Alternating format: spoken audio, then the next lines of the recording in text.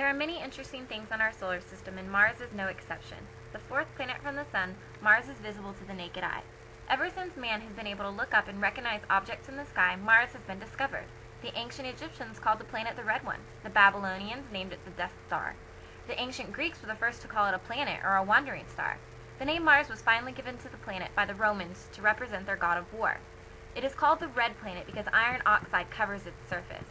Mars is a terrestrial planet like that of Earth. The Martian surface has many spectacular features, including a canyon system, valleys, glaciers, and ridges.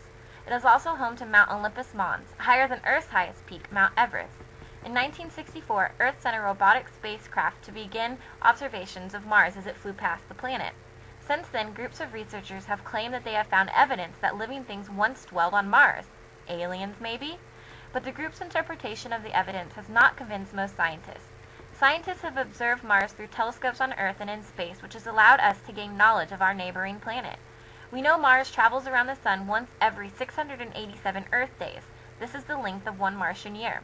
The average temperature on Mars is about -80 degrees Fahrenheit. Even Eskimos would be cold. Brr. Above the surface of Mars lies an atmosphere that is about 100 times less dense than the atmosphere of Earth. But the Martian atmosphere is dense enough to support a weather system like clouds and winds. But no human being has ever set foot on Mars. Without a space suit, we would die from the amount of carbon dioxide. Because Mars is so much smaller and less dense than Earth, a person standing on Mars would feel as if his or her weight had decreased by 62%. Talk about a diet. And if that person dropped a rock, the rock would fall to the surface more slowly than the same rock would fall on Earth. Despite the differences on Earth and Mars, we are trying to bridge the gap between our planet and our neighbor, Mars, the red planet.